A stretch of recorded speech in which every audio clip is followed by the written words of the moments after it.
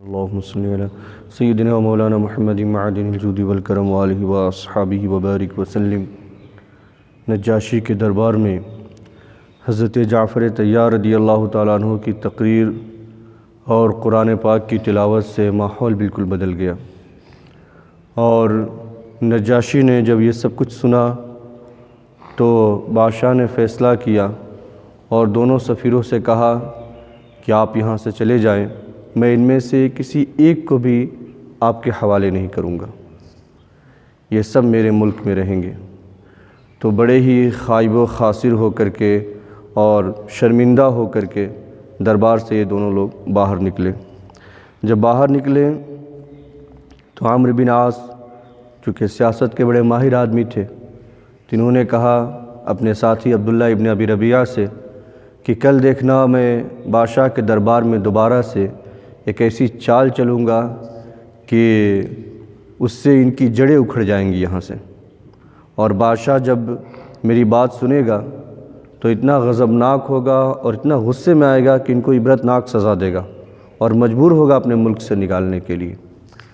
تو عمرو بن عاص کے بنسبت عبداللہ ابن ربیعہ ذرا رحم دل انسان تھا، اس نے کہا کہ دیکھو کوئی ایسی حرکت نہ کرنا جس سے ان کی جان کو خطرہ ہو، کیونکہ ہمارے قریبی رشتہ دار ہیں، ہمارے شہر کے رہنے والے لوگ ہیں، ہم ان کو جانتے ہیں، تو کہ ایسی ویسی حرکت نہ کرنا۔ لیکن عمرو بن عاص نے اپنے دل میں طے کر لیا کہ کل میں بادشاہ کے دربار میں ضرور اپنی چال چلوں گا۔ جب دوسرے دن نجاشی کا دربار لگا اور بادشاہ اپنے تخت پر آ کر کے بیٹھا تو یہ دونوں لوگ دوبارہ سے دربار میں حاضر ہوئے، اور عمرو بن عاص کھڑے ہوئے اور بادشاہ کے دربار میں عرض کیا جہاں پناہ آپ ذرا انہیں دوبارہ سے بلائیے اور ان سے جناب عیسیٰ ابن مریم علیہ السلام کے بارے میں پوچھئے کہ ان کا عقیدہ کیا ہے، ان کے بارے میں یہ کیا کہتے ہیں۔ آپ کو ان کا عقیدہ معلوم ہو جائے گا کہ ان کا عقیدہ کتنا خراب ہے، کیونکہ عیسیٰ ابن مریم کے بارے میں یہ بڑی ہی نازیبہ باتیں کہتے ہیں۔ یہ بات عمرو بن عاص نے بادشاہ کے سامنے رکھی، اور مقصد یہ تھا کہ جو کرسچین ہیں وہ جناب عیسیٰ علیہ السلام کو اللہ کا بیٹا کہتے ہیں، مسلمان نہیں کہتے، مسلمانوں کا یہ عقیدہ نہیں ہے۔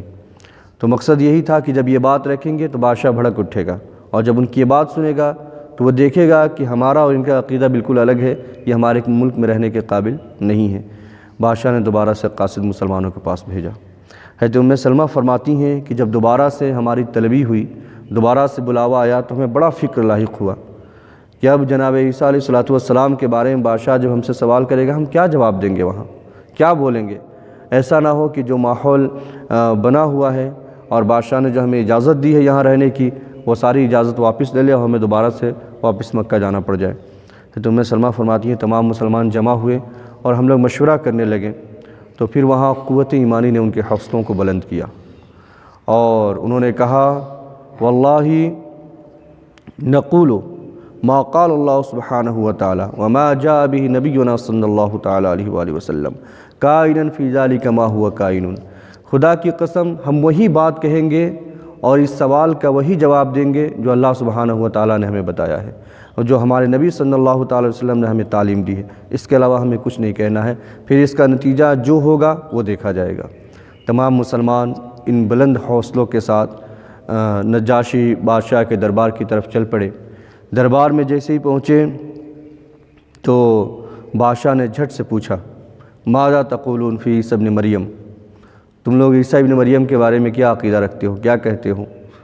تو خطیب اسلام حضرت جعفر طیار رضی اللہ تعالیٰ عنہ کھڑے ہوئے اور بڑی ہی جرت مندی اور حوصلے اور دلیری کے ساتھ آپ نے فرمایا بادشاہ ہم جناب عیسیٰ ابن مریم کے بارے میں وہی کہتے ہیں جو ہمارے نبی نے ہمیں تعلیم دی ہے، اور ہمارے نبی نے جو ہمیں بتایا ہے، اور وہ کیا بتایا ہے، هو عبد اللہ ورسولہ وروحہ وکلمتہ القاہ اللہ سبحانہ وتعالی علی مریم العذراء البتول، کہ آپ اللہ کے بندے ہیں، اللہ کے رسول ہیں، اللہ کی روح ہیں اور اس کا کلمہ ہے جن کو اللہ سبحانہ وتعالی نے جناب مریم جو نہایت ہی عبادت گزار تھی، کواری تھی، ان میں ڈالا تھا۔ ہمارا یہ عقیدہ ہے۔ تو جب جناب جعفر طیار نے یہ بات کہی کہ وہ اللہ کے بندے ہیں، اللہ کے رسول ہیں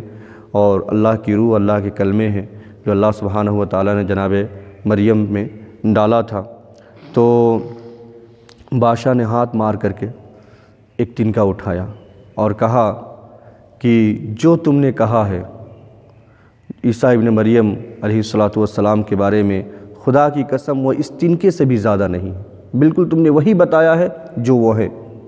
تم نے وہی کہا ہے جیسا عقیدہ ان کے بارے میں ہونا چاہیے۔ اور اس کے بعد بادشاہ نے جو بات کہی اس کو امام ابن کثیر نے مسند احمد ابن حنبل کے حوالے سے روایت کی ہے۔ بادشاہ نے کہا مرحبا بکم، میں تم سب کو اپنے ملک میں خوش آمدید کہتا ہوں،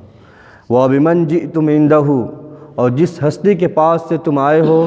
میں اس ہستی کو بھی خوش آمدید کہتا ہوں، مرحبا کہتا ہوں۔ اور آگے کہا وَأَشْهَدُ أَنَّهُ رَسُولُ اللَّهِ، اور میں گواہی دیتا ہوں کہ وہ اللہ کے رسول ہیں۔ یہیں سے یہ بات ثابت ہوتی کہ نجاشی نے اسلام قبول کر لیا تھا۔ اسی وجہ سے جب نجاشی بادشاہ کا انتقال ہوا تو حضور علیہ السلام نے فرمایا آج ہمارے بھائی کے انتقال ہوا ہے، چلو ہم ان کے لیے دعا کرتے ہیں، اور تمام صحابہ نے حضور علیہ السلام کے ساتھ مل کر کے نجاشی کے لیے دعائے مغفرت کی تھی۔ تو نجاشی بادشاہ نے کہا وَأَشْهَدُ أَنَّهُ رَسُولُ اللَّهِ، اور میں گواہی دیتا ہوں کہ وہ اللہ کے رسول ہے، وَأَنَّهُ الَّذِي نَجِدُ فِي الْإِنْجِيلِ، اور یہ وہی ہے، یہ وہی ذات گرامی ہے جس کا ذکر جمیل ہم انجیل میں پاتے ہیں، ہم انجیل میں پڑھتے ہیں، وَأَنَّهُ الرَّسُولُ الَّذِي بَشَّرَ بِهِ عِيسَىٰ ابْنُ مریم، اور یہ وہی رسول ہیں جن کی آمد کی خوشخبری اور مژدہ جناب عیسیٰ ابن مریم نے دی تھی۔ اور کہا انزلوا حیث شئتم، میرے ملک میں تم جہاں چاہو قیام کرو، تمہارے لیے ہر طرح کی چھوٹ ہے، کوئی روک نہیں ہے۔ اور جو آگے بات کہی وہ سنے، کہتے ہیں واللہ لولا ما انا فیہ من الملک لاتیتہ حتی اکون انا الذی احمل علیہ واودیہ، اور خدا کی قسم اگر مجھے حکومت کی مجبوریاں نہ ہوتی، میرے پاؤں میں حکومت کی بیڑیاں نہ ہوتی، تو میں سب کچھ چھوڑ کر کے اس نبی کی بارگاہ میں حاضر ہوتا، حضور کی بارگاہ میں حاضر ہوتا، اور میں ان کا کفش بردار بنتا، ان کے جوتوں کو اٹھا کر کے چلتا، ان کا خادم بنتا اور ان کو وضو کراتا، ان کی خدمت میں اپنی زندگی گزار دیتا، لیکن یہ حکومت کی مجبوریاں ہیں کہ میں جا نہیں سکتا ہوں۔ اور اس کے بعد کہا کہ تم ہمارے ملک میں جہاں چاہو رہو، اگر تم سے کسی نے بد کلامی بھی کی اس پر بھی میں جرمانہ لگاؤں گا، اس پر بھی میں تاوان لوں گا۔ اور کہا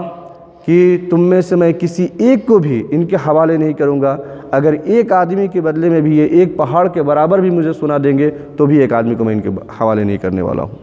اور اس کے بعد میں درباریوں کو حکم دیا کہ جتنے یہ تحفے اور گفٹ اور تحائف لے کر کے آئے ہیں سب ان کو واپس کرو، کوئی بھی تحفہ قبول نہیں کرے گا، جو میرا تحفہ ہے وہ بھی انہیں واپس کرو۔ اور اس کے بعد کہا کہ دونوں سفیروں کو کہ آپ یہاں سے چلے جائیں،